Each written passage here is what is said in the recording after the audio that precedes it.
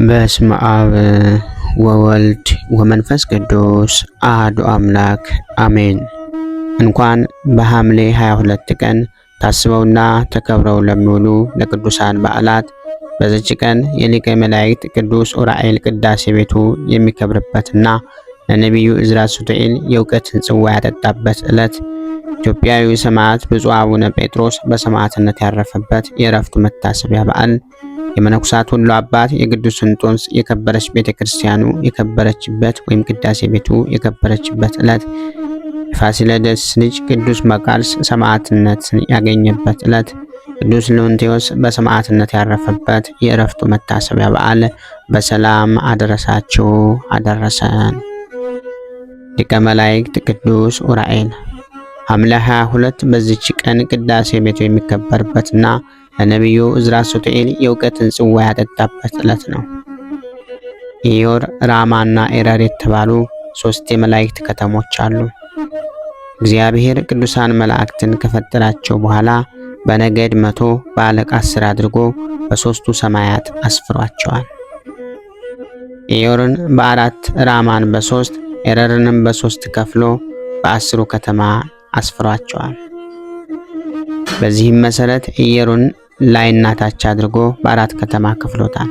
በእርሷም ያሉትን መላእክት በ40 ነገድ 4 አለቃ አድርጎ ከፈላቸው። የመጀመሪያው ነገድ አጋዕዝት ይባላሉ። አለቃቸው ሳጥናኤል ነበር። እርሱም የመላእክቱ ሁሉ ጸሎት ወደ እግዚአብሔር ያሳርግ ነበር። ከክብሩ ሲዋረድ ቅዱስ ሚካኤል በምትኩ ተሾሞበታል። ሁለተኛው ነገድ ኪሩቤል ይባላሉ። እነርሱም መንበረ ሥላሴን ይሸከማሉ። ቀሳውስት አምሳል ናቸው። አለቆቻቸው ገጸ ሰብና ገጸ አንበሳ ናቸው። በሶስተኛው ከተማ በኢዮር ያሉት ሱራፌል ይባላሉ። የዲያቆናት ተምሳል ናቸው። በትንቢተ ኢሳይያስ ምዕራፍ 6 ላይ የተገለጹትና ኢሳይያስን ከለምጹ እንዲፈወስ ያደረጉት ናቸው። አለቆቻቸው ገጸ ላምና ገጸ ንስር ናቸው። በነገራችን ላይ ኪሩቤል ወይም ሱራፌል የሚባሉ የግለሰብ መጠሪያ ስሞች ስህተት ናቸው። አንደኛ እነዚህ ስሞች የብዙ መላእክት መጠሪያ የሚወክሉ ናቸው። ለአንዱ ሲሆን ኪሩብ እና ሱራፌ ነው የምንለው። ኪሩቤል ወይም ሱራፌል ማለት ግን የብዙ ቁጥራቸው መጠሪያ ነው። ሁለተኛው ምክንያት ደግሞ የቅዱሳን መላእክት ስም እንዳለ በቁም ወስዶ ለግል መጠሪያ ስም ማዋል ተገቢ አይደለም። ወለተ ሚካኤል፣ ክንፈ ሚካኤል እየተባሉ ይሰየማሉ እንጂ ቀጥታ ሚካኤል፣ ገብርኤል እያሉ ሰዎችን መሰየም ስህተት ነው። አራተኛው ከተማ በኢዮር ያሉት ኃይላት ይባላሉ። የእሳት ሰይፍ ይዘው በስሉስ ቅዱስ ፊት የሚቆሙ ናቸው። በመንፈሳዊ ሕይወት የዛሉና የደከሙ ክርስቲያኖችን የሚያበረታቱ ናቸው። አለቃቸው ቅዱስ ሚካኤል ነው። ዳግመኛም እግዚአብሔር በራማ ያሉትን መላእክት በ30 ነገድ በ3 አለቃ አድርጎ ከፈላቸው። የመጀመሪያዎቹ አርባብ ይባላሉ። የሥላሴ እልፍኝ አስከልካዮች ናቸው። የእግዚአብሔርን መንበር በክንፎቻቸው ይሸፍናሉ። አለቃቸው ቅዱስ ገብርኤል ነው። ሁለተኞቹ በራማ ከተማ ያሉት መናብርት ይባላሉ። ለእግዚአብሔርም እጅግ ቅርብ የሆኑ ናቸው። የመብረቅ ጋሻቸውን የእሳት ጦራቸውን ይዘው የሥላሴ ጋሻ ጀግራዎች ሆነው በተጠንቀቅ ይቆማሉ። የሰውን ችግር ለእግዚአብሔር ያቀርባሉ። በመዝሙረ ዳዊት ምዕራፍ 88 ከቁጥር 6 አለቃቸው ቅዱስ ሩፋኤል ነው። ሶስተኛዎቹ በራማ ከተማ ያሉት ስልጣናት ይባላሉ። መላውን ፍጥረት ለመጠበቅ ስልጣን የተሰጣቸውና የምጽአት ዕለት አዋጅ ነጋሪዎች ናቸው። ዳንኤል ምዕራፍ 12 ከቁጥር 1 አለቃቸው ቅዱስ ዑራኤል ነው። ዳግመኛም እግዚአብሔር በኤረር ያሉትን መላእክት በ30 ነገድ በ3 አለቃ አድርጎ ከፈላቸው። የመጀመሪያዎቹ መኳንንት ይባላሉ። የሥላሴ የእሳት ባለቀስት ናቸው። የሰው ልጅ ልዩ ጠባቂዎች ናቸው። በተለይ በአደጋ ጊዜ ሎጥን እንዳዳኑት ፈጥነው ይደርሳሉ። በዕለተ ምጽአት የሰውን ሁሉ አጽም ሰብስበው ለትንሣኤ ዘጉባኤ ያበቃሉ። አለቃቸው ቅዱስ ሰዳካኤል ነው። ሁለተኛዎቹ ሊቃናት ይባላሉ። የሥላሴ የእሳት ፈረሶች ናቸው። በእሳት ፈረስ ይመላለሳሉ። እነዚህም 24ቱ ካህናተ ሰማይ ሲሆኑ አለቃቸው ቅዱስ ሰላጣኤል ነው። በኤረር ከተማ የሰፈሩት ሶስተኛዎቹ መላእክት ይባላሉ። ፍጥረትን ሁሉ የሚጠብቁ ናቸው። አለቃቸው ቅዱስ አናንኤል ነው። በእነዚህ የማይጠበቅ ፍጥረት የለም። ከአዝርት ጀምሮ ሁሉን ይጠብቃሉ። ቅዱስ ዮሐንስ በራእዩ በእግዚአብሔር ፊት የሚቆሙ 7 መላእክትን አየሁ እንዳለ በራእየ ዮሐንስ ምዕራፍ 8 ከቁጥር 2። ሊቃነ መላእክት በቁጥር 7 ናቸው። እነርሱም ቅዱስ ሚካኤል፣ ቅዱስ ገብርኤል፣ ቅዱስ ሩፋኤል፣ ቅዱስ ራጉኤል፣ ቅዱስ ኡራኤል፣ ቅዱስ ፋኑኤልና ቅዱስ አፍኒን ናቸው። ኡራኤል የሚለው ስም ኡር እና ኤል ከሚሉ 2 ቃላት የተመሰረተ ነው።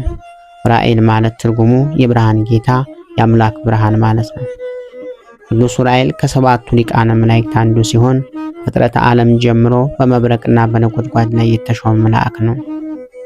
በመሆኑም መጽሐፈ ሄኖክ እንደሚገልጸው መባረክት ለጥጋብና ለበረከት እንዲበርቁ፣ ነጎድጓድም ለሰላም እንዲሆን ያሰማራል።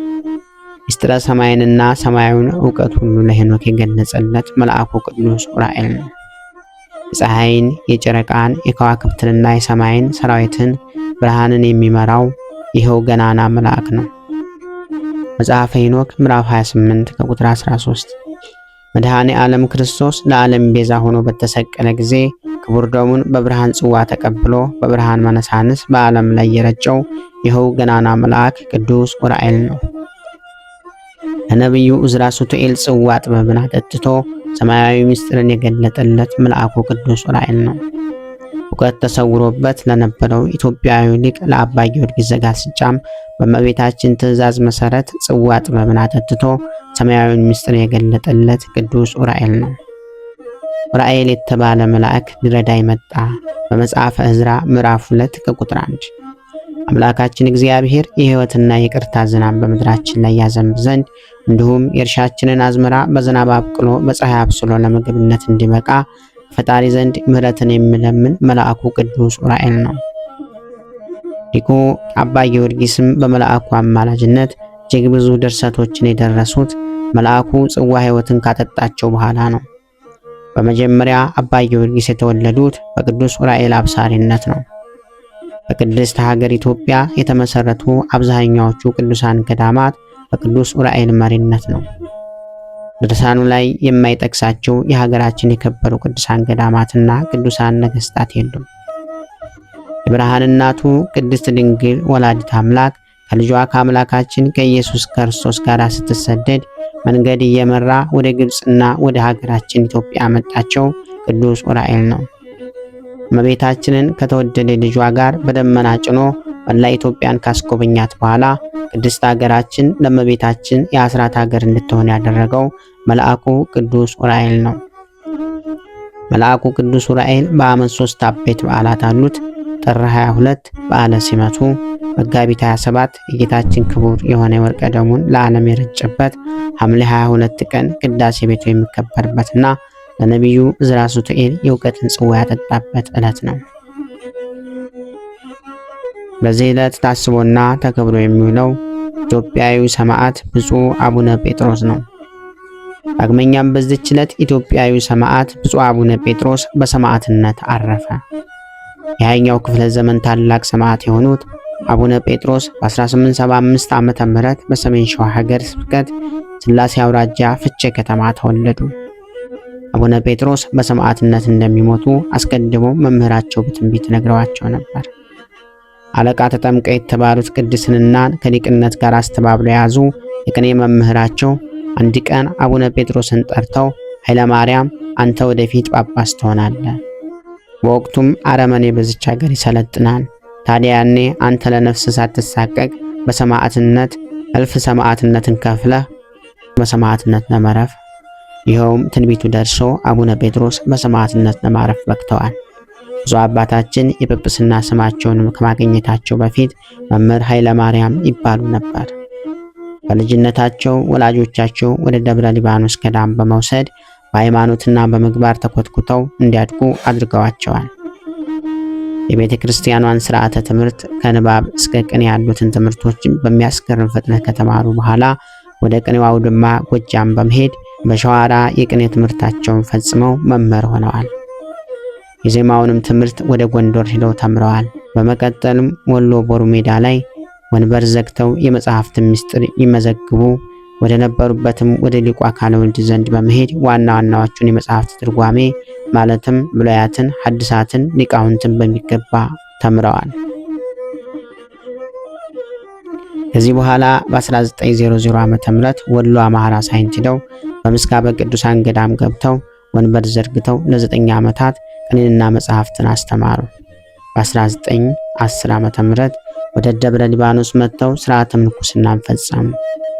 ከዚያም መምህርነት ተሹመው ደብረ መንከራት ምሁር ኢየሱስ ገዳም ሄደው ለ6 ዓመታት ካስተማሩ በኋላ በ1916 ዓመተ ምህረት እንደገና በዘዋይ ደብረ ጽዮን ቅድስት ማርያም ገዳም በመምህርነት ተሹመው ለ3 ዓመታት አገልግለዋል።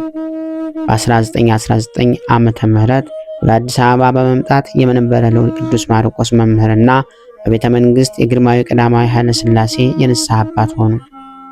ቅድስት ሀገር ኢትዮጵያ በራሷ ተወላጅ ጳጳስ ልጆች እንድትመራ ከ1600 ዓመታት በኋላ ስለተፈቀደለት ከዚህ በኋላ በሃይማኖታቸውና በስነ ምግባራቸው የተመሰከረላቸው 5 ደጋግ አባቶች ሲመረጡ አንዱ አቡነ ጴጥሮስ ነበሩ። በዚህ መሰረት ኢትዮጵያ ለመጀመሪያ ጊዜ የራሷ ጳጳስ ስትሾም አቡነ ጴጥሮስ ግንቦት 18 ቀን 1921 ዓመተ ምህረት ጵጵስና ተሾመ። ከዚህም በኋላ ብፁዕ አባታችን አቡነ ጴጥሮስ ጳጳስ ዘምስራቅ ኢትዮጵያ ተላይ አሰሩ ለአቡነ ኢየሱስ ሞዐ ተብለው በያኔው መንዝና ወሎ ሀገረ ስብከት ተሾሙ። ብፁዕ አባታችን ቅድስት ቤተክርስቲያንና ቅድስት ሀገራችን በጸሎታቸው ህዝቡን በትምህርታቸው እየጠበቁ በተጋድሎ እየኖሩ ሳለ አረመኔው የኢጣሊያ ፋሺስት በ1928 ዓመተ ምህረት በኢትዮጵያ ላይ የግፍ ጦርነትን አውጆ ህዝቡን በግፍ ይገድል፣ ቤተክርስቲያንን ያቃጥል ጀመር። በየገዳማቱ እጅግ በርካታ ካህናትን መነኩሳትም ተገደሉ። ብርቅዬ የቤተክርስቲያን ቅርሶች ተዘረፉ። አቡነ ጴጥሮስም ይህንን ግፍ በማየታቸው ከሀገራቸው አርበኞች ጋር በመሆን በጸሎታቸው ሊዋጉት ተነሱ። አባታችን ቀዳማዊ ኃይለ ሥላሴን ተከትለው ወደ ሰሜን ጦር ግንባር ማይጨው ዘምተዋል። ፋሺስቱ በማይጨው በመርዝ የተደገፈ ጦርነት ከማድረጉ የተነሳ የኢትዮጵያ ሰራዊት ሲበታተንም ከንጉሠ ነገሥቱ ጋር ወደ አዲስ አበባ የተመለሱት አቡነ ጴጥሮስ ወደ ደብረ ሊባኖስ ሄደው ለሀገርና ለነጻነት መሞት ቅዱስ ተግባር መሆኑን ለሰላሌ አርበኞች በሚገባ አስተምረዋል። በደብረ ሊባኖስ ጫካዎች ውስጥ መሽጎ የነበረውን የነደጃዝማች አበራ ካሳ አርበኛ ጦር፣ በሸንኮራ በኩል መሽጎ የነበረውን የነፍቅረ ማርያም አርበኛ ጦር እንዲሁም በምዕራብ ይመራ ከነበረው የነደጃዝማች አባ ነፍሰ ጦር ሶስቱንም በአንድ ጊዜ ወደ መሃል አዲስ አበባ በመግባት አዲስ አበባ ላይ መሽጎ የነበረውን ፋሺስት ለመውጋት ታቅዶ የነበረውን እቅድ በመረጃ ክፍተት ምክንያት ውጤታማ ሳይሆን ቀረ። በተለያየ ጊዜ መሃል አዲስ አበባ እየደረሱ ማለትም በመጀመሪያ የነፍቅረ ማርያም አርበኛ ጦር ለብቻው በኮተቤ አድጎ የካ ሚካኤል ላይ ሲደርስ ተመቶ ተመለሰ። ይሄኛው እንዳለቀ ቀጥሎ ይህን አባ ነፍሰ ጦር በባቡር ጣቢያ መጣው ቢልም በጠላት ጦር ድጋሜ ተመቶ ተመለሰ። መጨረሻ ላይ የነደጃዝማች አበራ ካሳ አርበኛ ጦር በእንጦጦ በኩል ቢመጣም እርሱም በጠላት ጦር ተመቶ ተመለሰ። በዚህ አይነት ሁኔታ ሶስቱም የአርበኞች ጦር በመረጃ ክፍተት ምክንያት እየተመታ ወደ መጣበት ሲመለስ አቡነ ጴጥሮስ አብረው ከአርበኛው ጦር ጋር መመለሱን አልፈለጉትም። ይልቁንም ብችል ጠላት በኢትዮጵያ ላይ እያደረሰ ያለውን ግፍ በቅርብ ርቀት ሆኖ የሚመለከተውን ሕዝብ በማትጋት በጠላት ላይ እንዲነሳ አድርገዋለሁ፣ ካልሆነም ደግሞ እዚሁ ሞታለሁ በማለት አባታችን ከአርበኞቹ ተነጥለው አዲስ አበባ ቀሩ። ይሁን እንጂ ጠላት በመላዋ ከተማ ያሰማራቸውን ባንዳዎች አባታችንን እንዳሰቡት ሊያንቀሳቅሳቸው አልቻሉም ነበር። በመሆኑም አባታችን የሀገሬን ሕዝብ ለጠላት እንዳይገዛ በአደባባይ አውግዤ ጠላትን ረግሜ በሰማዕትነት ባልፍ ይሻለኛል ብለው ራሳቸውን ለጠላት አሳልፈው ለመስጠት ወሰኑና የፋሺስት ኢጣሊያ እንደራሴ ለሆነው ለራስ ኃይሉ ሄደው እጃቸውን ሰጡ። እርሱም ብፁዕ አባታችን ወስዶ ለግራዝኒ ሐምሌ 22 ቀን 1928 ዓመተ ምህረት አሳልፎ ሰጣቸው። ግራዝኒም ግማሽ ቀን ባልሞላ ጊዜ ውስጥ እንዲገደሉ ወሰነባቸው። አቡነ ጴጥሮስም በፈቃዳቸው እጃቸውን አሳልፈው ከሰጡ ጊዜ ጀምሮ በጠላት የጥይት ሩምታ በሰማዕትነት እስካለፉበት ጊዜ ድረስ ኮሬሪ ዴላ ሴራ የተባለው ጋዜጠኛ ወኪልና የምስራቅ አፍሪካ ዜና መዋዕል አዘጋጅ የነበረው ባጃሌ የተባለው ጋዜጠኛ ለአውሮፓውያን አቆጣጠር ሰኔ 15 ቀን በ1936 ዓ.ም በአዲስ አበባ በነበረው ጊዜ በአቡነ ጴጥሮስ ላይ የተሰጠውን ፍርድና የተፈጸመውን የግፍ ግድያ ባየውና በተመለከተው መንገድ እንደሚከተለው ጽፎ ነበር። ሐምሌ 22 ቀን 1928 ዓ.ም አቡነ ጴጥሮስ ተይዘው ወደ ግራዝኒ ቀረቡ። በዚህ ጊዜ አቡነ ቄርሎስ የተባሉት ግብፃዊ ጳጳስ ቀርበው ለእስክንድርያው መንበረ ፓትርያርክ ምክር ቤት ሳታሰማ በአቡነ ጴጥሮስ ላይ አንዳች ነገር ማድረግ አይገባም ሲሉ ለግራዝኒ ነገሩት። አቡነ ቄርሎስ ይህንን ማለታቸው በዲፕሎማቲክ ደረጃ ለዓለም ለማሰማትና የአቡነ ጴጥሮስን ሕይወት ለማትረፍ አስበው ነበር። ነገር ግን ግራዝኒ አቡነ ጴጥሮስ የሞት ፍርድ እንኳንስ እስከ ግብፅ ከአዲስ አበባ ውጭ እንኳ ከመሰማቱ በፊት በግማሽ ቀን እንዲፈጸም መመሪያ አስተላለፈ። ወደ ምስራቅ አፍሪካም ዜናው መዋዕል አዘጋጁ ወደ ባቻሌ ዘገባ እንመለስና የአቡነ ጴጥሮስን መልካቸውንና ተክለቁመናቸውን እንዲህ በማለት ይገልጸዋል። ብፁዕ አቡነ ጴጥሮስ ቁመታቸው ረዘም፣ ፊታቸው ዘለግ ያለ፣ መልካቸው ጠየም ያለ፣ አዋቂነታቸውና ትሕትናቸው ከገጻቸው የሚነበብ ሲሆን በዚህ ጊዜ ለብሰውት የነበረው ልብሰ ጵጵስና ጥቁር ካባ ያውን በጭቃ የተበከለ ነበር። በዚህ ሁኔታ ብፁዕ አቡነ ጴጥሮስ ወደ ችሎት ቀረቡ። ለፍርድ የተሰየሙትም ዳኞች 3 ሲሆኑ እነዚህም ጣሊያኖችና የጦር ሽማምንቶች ናቸው። መካከለኛው ዳኛ ኮሎኔል ነበር። የቀረበባቸውም ወንጀል ሕዝቡን ቀስቅሰዋል፣ ራስዎም አምፀዋል፣ ሌሎችም እንዲያምፁ አድርገዋል የሚል ነበር። ዳኛውም ካህናቱም ሆነ የቤተ ክህነት ባለስልጣኖች የጳጳሱ አቡነ ቄርሎስም የጣሊያንን መንግስት ገዥነት አምነው አሜን ብለው ሲቀበሉ እርሶ ለምን አመፁ? ለምን ብቻውን አፈንጋጭ ሆኑ? ሲል ጠየቃቸው። ብፁዕ አቡነ ጴጥሮስም በቆራጥነት የሚከተለውን መለሱ። አቡነ ቄርሎስ ግብፃዊ ናቸው። ስለ ኢትዮጵያና ስለ ኢትዮጵያውያን የሚገዳቸው ነገር የለም። እኔ ግን ኢትዮጵያዊ ነኝ። ኃላፊነትም ያለብኝ የቤተ ክርስቲያን አባት ነኝ። ስለዚህም ስለ ሀገሬና ስለ ቤተ ክርስቲያኔ ቆረቆራለሁ አሉ። ከዚህ በቀር ለእናንተ ችሎት የማቀርበው ነገር የለኝም። ለፈጣሪ ብቻ የምናገረው እናገራለሁ። እኔን ለመግደል እንደወሰናችሁ አውቃለሁ። ስለዚህም በእኔ ላይ የፈለጋችሁትን አድርጉ፣ ግን ተከታዮችን አትንኩ አሏቸው። ይህንንም ብለው በጥይት ተደብድበው ሲገደሉ እንዲመለከት ተጋብዞ ለተሰበሰበው ሕዝብ የሚከተለውን ሕያው መልእክት አስተላለፉ። አረማዊ የሆነው የፋሺስት መንግስት ቤተክርስቲያንን ለማቃጠል፣ ሕዝበ ክርስቲያንን ለመግደል፣ ሃይማኖትን ለማጥፋት፣ ታሪካችን ለማበላሸት የመጣ ነው እንጂ በጎ ለመስራት ስላልመጣ በዚህ ለግፈኛ አትገዙ። ስለ ወደ ሀገራችሁ፣ ስለ ቀናች ሃይማኖታችሁ ተከላከሉ። ነፃነታችሁ ለሚረክስ ሞታችሁ ስማችሁ ቢቀደስ ታላቅ ዋጋ ያለው ክብር ታገኛላችሁ አሉ። የኢትዮጵያ ሕዝብ ለዚህ ለጠላት እንዳይገዛ አውግዣለሁ። የኢትዮጵያ መሬት ጠላትን ብትቀበል የተረገመች ትሁን፣ በፈጣሪ በኢየሱስ ክርስቶስ የተገዘተች ትሁን ብለው አወገዙ። ቀጥሎም ብፁዕነታቸው በፍጥነት ችሎት ላይ እንዳሉ ሕዝቡ ሁሉ ስለ እርሳቸው እያዘነ ሳለ መስቀላቸውን አውጥተው እየጸለዩና ሕዝቡን ባረኩ። ወዲያውኑ የሞታቸው ፍርድ ሲሰማ ሕዝቡ በኢጣሊያ እጅ ሰላምታ አይነት እጁን እንዳነሳ ታዘዘ። በዚያን ጊዜ አቡነ ጴጥሮስ የሞታቸው ሰዓት መድረሱን አውቀው ሰዓታቸውን ከኪሳቸው አውጥተው ተመለከቱ። በዚህም ጊዜ ምንም ፍርሃት አይታይባቸውም ነበር። የሞታቸውን ፍርድ ያነብ የነበረው ኢጣሊያዊ ዳኛ ግን ይንቀጠቀጥ ነበር። ታላቅ ፍርሃትም በፊቱ ላይ ይታይ ነበር። የሞታቸው ፍርድ ከተነበበ በኋላ የፈረዱባቸውን ዳኞች ጸልየው በመስቀላቸው ባረኳቸው። የሀገራቸው በጠላት መወረር፣ የሕዝባቸው መገደልና መታሰር፣ የቤተ ክርስቲያናቸው መደፈር እስከ ሞት ያደረሳቸው እና እውነተኛ ጳጳስ እንዲገደሉ ሲወሰኑ ጥይት አልፎ ሌላ ሰው እንዳይመታ ግንብ ይፈለግ ጀመር። ሩቅ ባለመሄድ ከመካነ ፍትሑ 10 ሜትር ርቆ ግንብ ያለው መግደያ ቦታ ተገኘና ወደዛ ተወሰዱ። ከገዳዮቹም አንዱ ፊትዎን ለመሸፈን ይፈልጋሉ ነው ሲል ጠየቃቸው። ይህ አንተ ስራ ነው ሲሉ ብፁዕነታቸው መልሱ። ከመግደያውም ቦታ እንደደረሱ ወንበር ቀረበላቸውና ፊታቸው ወደ ግንቡ ጀርባቸው ወደ ሕዝቡ አድርገው እንዲቀመጡ ሆኑ። ከዚህም በኋላ 8 ወታደሮች በስተጀርባ ጀርባቸውን 20 እርምጃ አድርገው ተንበርክከው በተጠንቀቅ ቆሙ። ወዲያውኑ አዛዡ ተኩስ በማለት ትዕዛዝን ሲሰጥ 8ቱም ተኩሰው መቷቸው። ግን በ8 ጥይት ሳይሞቱ ቀሩ። መሞታቸውንና አለመሞታቸውን ለማረጋገጥ ዶክተሩ ተጠራ። ዶክተሩም እንዳልሞቱ አረጋገጠ። ከዚህም በኋላ አንድ ወታደር በ3 ሽጉጥ ጥይት ራስ ቅላቸውን መጥቶ ገደላቸው። ብፁዕነታቸው የተገደሉበት ቦታ መሃል አዲስ አበባ ላይ ዛሬ መታሰቢያ ሐውልታቸው ቆሞ በሚገኝበት ቦታ ላይ ነው። በማለት የጋዜጣ ወኪልና የምስራቅ አፍሪካ ዜና መዋዕል አዘጋጅ የነበረው ጋዜጠኛው ፖጃሌ ስለ አቡነ ጴጥሮስ በሰማዕትነት ምስክርነቱን ሰጥቷል።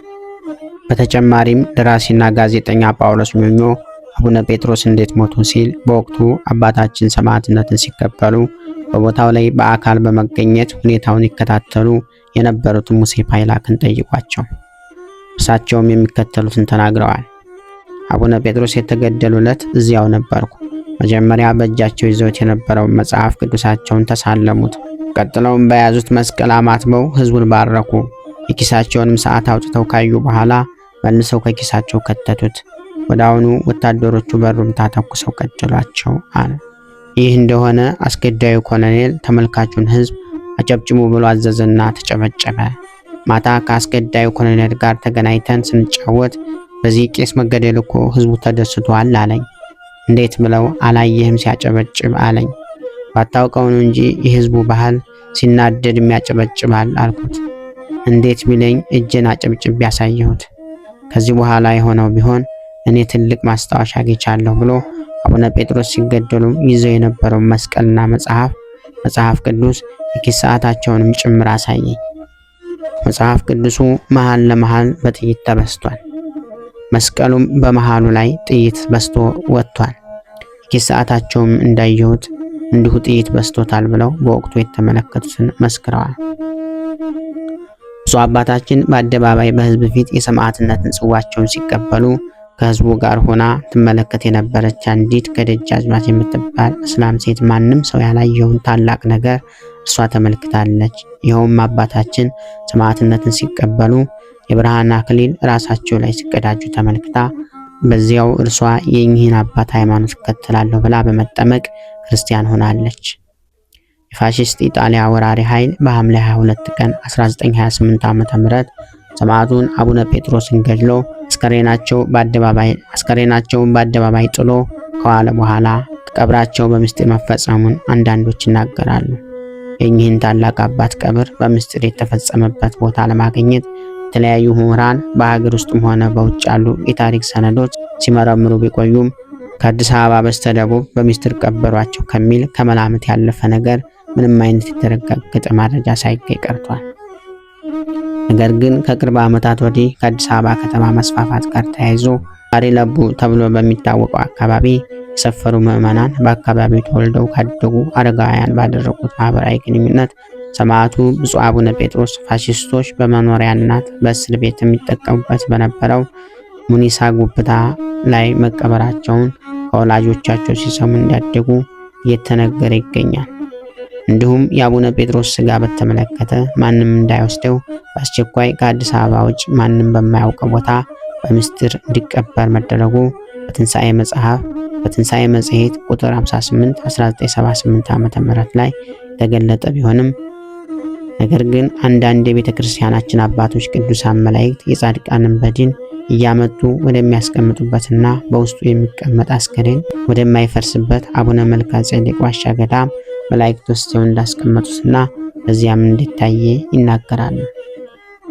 ሰሜን ሸዋ ሚዳ ወረዳ ውስጥ በሚገኘው በአቡነ መልከ ጼዴቅ ዋሻ ውስጥ ቅዱሱ አጽም ሳይፈርስና ሳይበሰብስ የአንገት ክራቸው ራሱ ሳይበጠስ እንደዛው እንደነበሩ ስለሚገኝ ቦታውም እጅግ ትልቅ የቃል ኪዳን ቦታ ስለሆነ የዚህ ጽሑፍ አዘጋጅ በዚህ መጨረሻ ሐሳብ ላይ ይስማማል።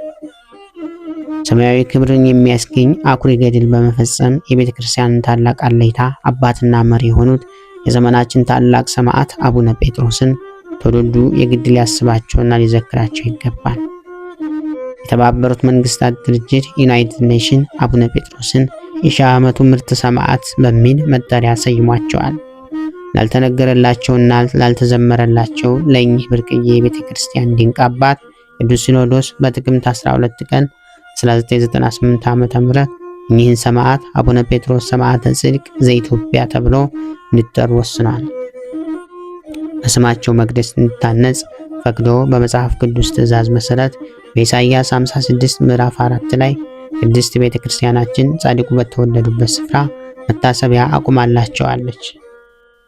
ግንቦት 1 ቀን 2001 ዓ.ም በስማቸው የተሰየመውን ህንፃ ቤተ ክርስቲያንና መታሰቢያ ሐውልታቸውን ሲሰራ የፍቼ ከተማ ነዋሪዎች የሆኑት የእስልምና እምነት ተከታዮችም ጭምር ለግንባታ የሚሆን አሸዋ ከመርዳት አንስቶ በምረቃ ስነ ስርዓት ላይ ድንኳን እስከ መትከል ተሳትፈዋል። በገንዘብም በጉልበትም ተባብረዋል። ጠላት ድል ተደርጎ ሀገራችን ነፃነቷን ከተቀዳጀ በኋላ አባታችን አኩሪ ታሪክ ሲዘከርላቸው እንዲኖር ታስቢያ የሆናቸው ዘንድ በቅድማዊ ቀዳማዊ ንጉሠ ነገሥት አሳሳቢነት ሐምሌ 16 ቀን 1938 ዓ.ም በአዲስ አበባ መሃል ከተማ ላይ ሐውልት ቆሞላቸዋል። በዚህ ዕለት ታስቦና ተከብሮ የሚውለው ታላቁ አባታችን ቅዱስ እንጦንስ ነው። በዚች ቀን የመነኮሳት ሁሉ አባት በገዳም ለሚኖሩ እንደ ኮከብ የሚያበራላቸው አባት እንጦንስ የከበረች ቤተክርስቲያኑ የከበረችበት ወይም ቅዳሴ ቤቱ የከበረበት ዕለት ነው። የዚህም ቅዱስ ወላጆቹ ንጹሐን ክርስቲያኖች ናቸው። እሱም ከታናሽነቱ ጀምሮ ተንኮል፣ ሽንገላ በልቡ ውስጥ የለውም። ከወላጆቹም ጋር ወደ ቤተ ክርስቲያን ሄዶ በቆረበ ጊዜ ከሕፃናት ጋር በመጫወት ከቶ አይሳሳቅም ነበር። ጥቂት ባደገም ጊዜ ራሱን ዝቅ አድርጎ ለወላጆቹ ይታዘዝ ነበር። 7 ዓመትም በሆነው ጊዜ የቤተ ክርስቲያንን መጽሐፍት ተማረ። ያን ጊዜም የእስክንድርያ ሀገር ሊቀ ጳጳሳት አባት ዮናስ የተሾመበት ዘመን ነበር። የእንጦንዮስንም ወሬውን ሰምቶ መልእክተኞችን ልኮ ወደ እርሱ አስመጣ። ባረከውና ስለ እርሱ እንዲህ ብሎ ትንቢት ተናገረ። ይህ ሕፃን በእግዚአብሔር ፊት ታላቅ ይሆናል፣ ዜናውን በዓለሙ ሁሉ ይወጣል። እጁንም በላዩ ጭኖ ድቁና ሾመው። ከዚህ በኋላ ወላጆቹ በሞቱ ጊዜ ታናሽ ብላቴና እህት ትተውለት ነበር። ከ7 ወርም በኋላ እንደ ልማዱ ወደ ቤተ ክርስቲያን በሄደ ጊዜ የመንፈስ ቅዱስ ፍቅር በልቡ አደረበትና በሐሳቡ በዓለም የሚሰራው ሁሉ አባቶቻችን ሐዋርያት ሁሉን የዓለም ሥራ ትተው ጌታችንን ኢየሱስ ክርስቶስ እንደተከተሉት በሐዋርያት ሥራ መጽሐፍም እንደተጻፈ ጥሪታቸውንም እየሸጡ የሸጡትንም ዋጋ በሐዋርያት እግር ስር ያኖሩት እንደነበረ አሰበ። እግዚአብሔር በሰማያት ያዘጋጃላቸው ዋጋ ምን ያህል ይሆን አለ። ይህም ሐሳብ በልቡ ውስጥ የሚመጣ የሚወርድ ሆነ። ከዚህም በኋላ ወደ ቤተ ክርስቲያን ሄደ። ክብር ባለቤት ጌታችን በከበረ ወንጌል ለባለጸጋ የተናገረውን ሰማ። እንዲህ ሲል ፍጹም ትሆን ዘንድ ከወደድክ ሂድ፣ ጥሪትን ሁሉ ሽጠ ለድሆች ስጥ፣ በሰማይ ላንተ ድብ አድርገው፣ መጥተህም ተከተለኝ የሚል ቃል ሰማ። እግዚአብሔርም ዘንድ ይህንን ልዩ ሐሳብ አግኝቶ ይህ ቃል ስለ እርሱ እንደተነገረ አሰበ። በዚያንም ጊዜ ከቤተ ክርስቲያን ወጣ። ለአባቱም ያማረ ሰፊ ምድር የነበረው ለአገሩም ሰዎች ሰጣቸው። እርሱም የተወለትንም ጥሪታቸውን ሁሉ ሽጦ ለድሆችና ለችግረኞች ሰጣቸው። እህቱንም ወስዶ ከደናግል ገዳም አስገባት። በዚያንም ወራት የምንኩስና ሥርዓት አልተገለጸም ነበር። እግዚአብሔርን ለማገልገል የሚሻ ከመንደር ጥቂት ወጣ ብሎ ብቻውን በመቀመጥ በጾም በጸሎት ተወስኖ ይጋደላል። ከበረ እንጦንዮስም እንዲሁ አደረገ። ሰይጣናትም በስንፍናና በዝሙት ጦር የሚዋጉት ሆኑ። በሕልሙም የሴት ገጽ በማየት አብራው እንደምትተኛ ያደርጓታል። ከዚህም በኋላ በባህር ዳርቻ ወዳለች የመቃብር ቤት ሄዶ በዚያ የሚኖር ሆነ። በላዩ ባደረ በእግዚአብሔር ረድኤት በተጋድሎ በረታ። ምግቡንም ከዘመዶቹ ወገን ያመጡለት ነበር። ሰይጣናትም ሲጋደል አይተው ቀኑበት። ታላቅ ዱብዳንም ደብድበው ጥለውት ሄዱ። ዘመዶቹም ሲመጡ እንደሞተ ሆኖ ወድቆ አገኙት። ተሸክመውም ወደ ቤተ ክርስቲያን ወሰዱት። ጌታችንንም አዳነው። በነቃም ጊዜ ቦታው ተመልሶ ይጋደል ዘንድ ተጋድሎውን ጀመረ። በዚያን ጊዜ ሰይጣናት ወደ እርሱ ሲመጡ አያቸው። በአራዊት አምሳል በአንበሶችና ተኩላዎች የተመሰሉ አሉ። በእባቦችና በጊንጦችም የተመሰሉ አሉ። ያስፈሩትም ዘንድ አንዱ ላይ በላዩ ላይ ተነሳሱ። እንጦንዮስም በእኔ ላይ ለእናንተ ስልጣን ካላችሁ ከእናንተ አንድ ያሸንፈኝ ብሎ ሰበተባቸውና ወዲያውኑ እንዴት ይስተበተኑ፣ በሰይጣናት ላይ ድልን እግዚአብሔር ሰጥቶታልና። ሰይጣናትን ከሚመጡበት መከራና ስቃይ አረፈ። ምግቡንም በዓመቱ ሁል ጊዜ ያበስላል፣ በፀሐይም ያደርቀዋል። ወደ በዓቱም ማንም እንዲገባ አያሰናበትም። የሚሻውንም ሁሉ በውጭ ቆምና ድምፁን ይሰማል እንጂ 20 ዓመትም እንዲህ ታላቅ ተጋድሎውን እየተጋደለ በገድል ተጠምዶ ኖረ። ከዚህ በኋላ ፍጹም የሆነ እግዚአብሔር መፍራትና አምልኮትን ለሰዎች ወጥቶ ያስተምር ዘንድ እግዚአብሔር አዘዘው። ስለዚህም ወደ ፍጹም ሀገር ወጥቶ ብዙዎችን ደቀ መዛሙርትን ሰብስቦ አስተማራቸው፣ በእግዚአብሔርም ሕግ አጸናቸው። ደቀ መዛሙርቶቹ በውስጣቸው የሚኖሩባቸው ብዙ ገዳማት ተሰሩለት። ስለ ሃይማኖትም ስደት በሆነበት ወራት በሰማዕትነት መሞት ወዶ ወደ እስክንድርያ ሀገር ሄዶ በክብር ባለቤት በጌታችን በኢየሱስ ክርስቶስ ስም ታመነ። ከቶ አልያዙትም። በክርስቶስም ስም የታሰሩ እስረኞችን በመጎብኘት ያረጋጋቸውና ቢያጽናናቸውም አልያዙትም። መኮንኑም እንደማይፈራ ባየው ጊዜ በፍርድ አደባባይ ውስጥ እንዳይታይ ያዘዘው። እርሱ ግን ሁልጊዜ መታየቱን አልተውም። እንዳሰቃየውና በሰማዕትነትም እንዲሞት የሚያስቆጣውን ነገር ይናገረው ነበር። መኮንኑም በእርሱ ላይ ምንም ክፉ ነገር አላደረገም፣ አምላካዊ ኃይል ከልክለዋለችና። ሊቀ ጳጳሳት ጴጥሮስ ለሰማዕትነት ፍጻሜ ሆኖ የመከራውን ወራት ካለፈ በኋላ እንጦኒ ወደ ገዳሙ ተመለሰ። ይህም በአምላክ ፈቃድ ሆነ።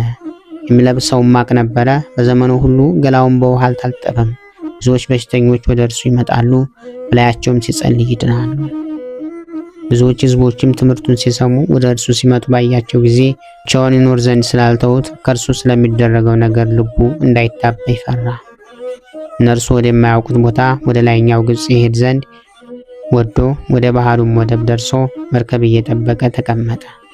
ከሰማይም ወደ እርሱ ቃል መጣ፣ እንዲህም አለው፣ እንጦንዮስ ሆይ ወዴት ትሄዳለህ?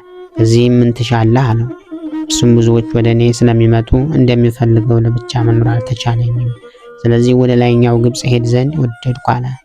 ያም ቃል መልሶ እንዲህ አለው፣ ወደ ላይኛው ግብጽ ብትሄድ ድካምህ ደግሞ እጥፍ ይሆንብሃል።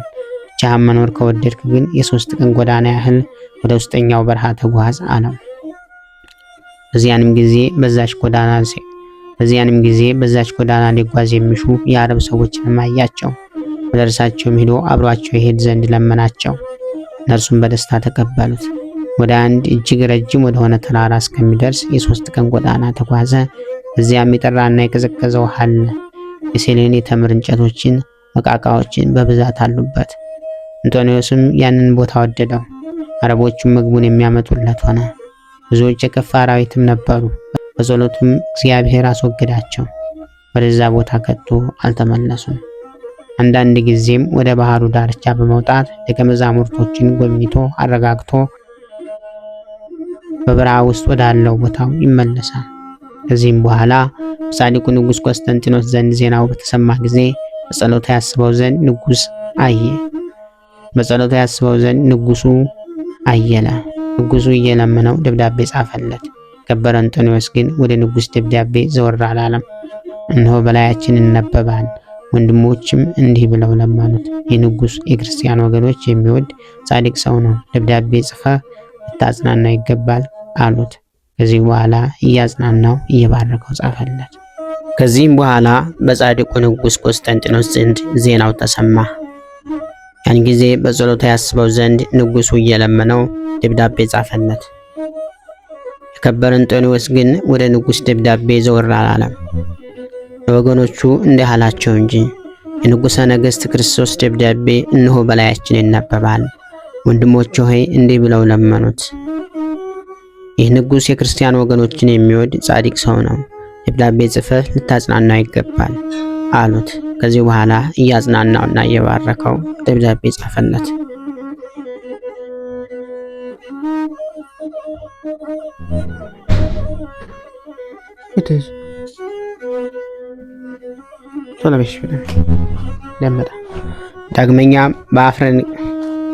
ዳግመኛ በአፍረንጊያ ንጉሥ ዘንድ ዜናው በተሰማ ጊዜ ወደ ከበረ እንጦንዮስ እንዲህ ብሎ ጻፈ።